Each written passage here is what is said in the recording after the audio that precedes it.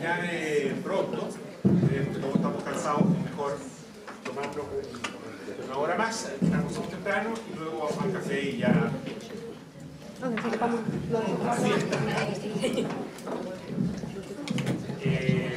Bueno, la idea es hacer no más que las reflexiones finales. Le hemos pedido que nos acompañe Solange Huerta, que es fiscal regional de la área metropolitana oeste, o sea, la zona donde ustedes llegaron al aeropuerto. Si fueron víctimas de algún delito, pueden aprovechar de y la idea, y está Natalie, que es una persona que coordinó estos estudios. Yo creo que vamos a tener que, por supuesto, someter todo esto a un proceso más prolongado de análisis. Hay detalles posteriores que vamos a tener que depurar los informes y esperamos que a fines de año podamos estar con las decisiones definitivas que ustedes podrán leer, como siempre, en nuestra página web y ojalá en alguna publicación que cada vez se pone menos atractiva, porque las publicaciones son muy difíciles de distribuir por América Latina. Pero bueno, igual tendremos alguna versión publicada en papel. Le voy a pedir a Solange que nos haga algunos comentarios y luego en realidad voy a abrir la palabra para que tengamos una conversación en la cual vamos a intervenir tanto Natalie y yo por aproximadamente una hora y luego vamos ya a cerrar esta etapa de la actividad. Solange. Bueno, gracias, agradezco la invitación y bueno, mi invitación es hacer unas breves reflexiones. Previo a eso sí, y en términos de precisión, creo que es necesario señalar, a propósito de la exposición que existió respecto a la situación chilena, que no existe, a diferencia de lo que se dijo, una noción única de lo que es el delito complejo, y yo creo que eso ha quedado patente en las distintas intervenciones que hemos escuchado durante el día. Más bien, el enfoque que se hizo respecto al trabajo en Chile tiene que ver con los delitos de connotación social, y un caso complejo puede ser, generalmente son de connotación social, pero hay casos que no son complejos y sin duda son de connotación social. Creo que es necesario marcar ese énfasis porque las respuestas del sistema chileno, digamos, que se abordaron en el panel de la mañana, decían más bien con los casos de connotación social, sean estos complejos o no. También indicar o aclarar que nuestro sistema acusatorio en Chile partió el año 2000 en una implementación gradual. Creo que eso es importante porque es un sistema acusatorio nuevo o relativamente nuevo, y recién en el año 2005 tenemos un sistema acusatorio en todo el país. ¿Por qué eso es relevante? Es relevante porque claramente podemos ir distinguiendo etapas en nuestro sistema acusatorio, y yo me atrevería a decir que a partir del año 2008, que es cuando, finales de 2007, principios de 2008, cuando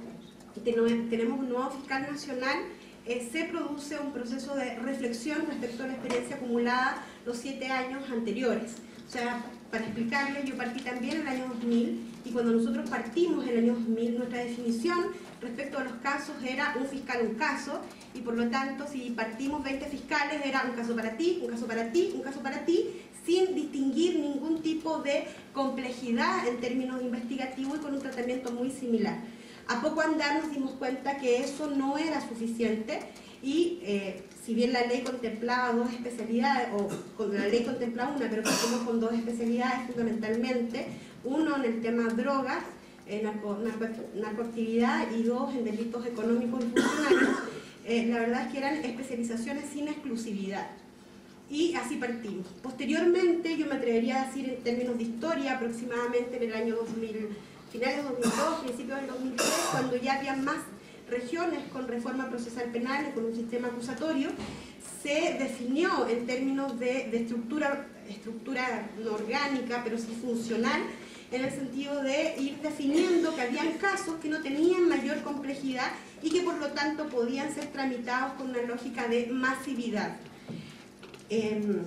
Eso duró aproximadamente hasta el año 2004, y ya en el año 2005 podíamos distinguir en términos de funcionamiento del sistema en las distintas regiones de nuestro país casos menos complejos en términos de tramitación masiva, casos de especialidad con y sin exclusividad, y casos flagrantes. Y cuando ya se implementa la reforma procesal penal en la región metropolitana, hubo 2 fiscalías regionales dentro de la región metropolitana que su definición fue: nos vamos a organizar por especialidades y flagrancia. Por lo tanto, teníamos hasta esa primera etapa un sistema bastante de prueba y error en cuanto a cómo nos íbamos organizando y cómo íbamos afrontando los diversos desafíos que nos imponía el sistema. Pero una cosa que desde el principio estaba ahí, pero que no habíamos tenido una reflexión interna, era cómo abordamos un caso que en términos de investigación es tan complejo que nuestra estructura organizacional no da debida respuesta. ¿Y a qué me refiero? Me refiero a que nosotros sabemos que un fiscal puede llevar aproximadamente 150 o 200 casos, eso en términos de promedio, vigente, pero que hay un caso que puede significarle las 24 horas del día y que ese solo caso lo colapsa en términos investigativos y que por lo tanto nuestra capacidad o ingenio en términos de cómo nos organizamos y cómo respondemos debería ser distinta. Por eso digo que a partir del año 2007, finales de 2007, cuando cambia el fiscal nacional anterior, que tuvo que ver con el tema de la implementación, y asumo un nuevo fiscal nacional, ya la reflexión interna tenía que ver precisamente con estas situaciones que estábamos viviendo a diario y que era cómo manejamos esto, y que tiene que ver precisamente con las precisiones que hacían acá en la mesa anteriormente en cuanto a los delitos de alta complejidad y que tienen que ver con alta complejidad investigativa asociadas ya a definiciones que están en términos internacionales, no las inventamos nosotros, ¿no? Cuando estamos investigando organizaciones criminales, casos de alta corrupción pública, en relación a la cantidad de involucrados,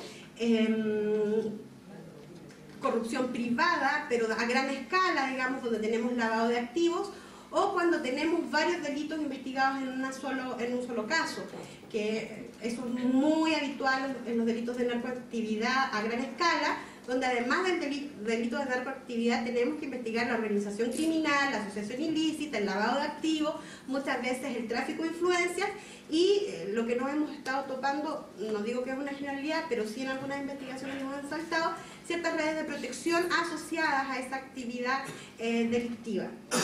con casos muy puntuales, pero que existen, digamos, de corrupción de ciertos funcionarios policiales, digamos, que han estado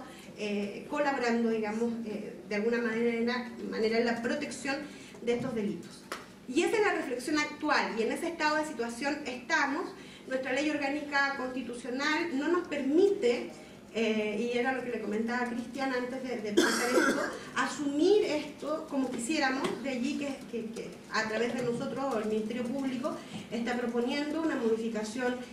a nuestra ley orgánica constitucional que nos permita tener una fiscalía supraterritorial que se haga cargo precisamente de estas investigaciones que implican una actividad investigativa compleja, donde no solamente tenemos técnicas o requerimos técnicas especiales de investigación, sino donde requerimos además todo un aparato que apoye la labor del fiscal, que va desde análisis criminal en términos investigativos con tecnología de punta.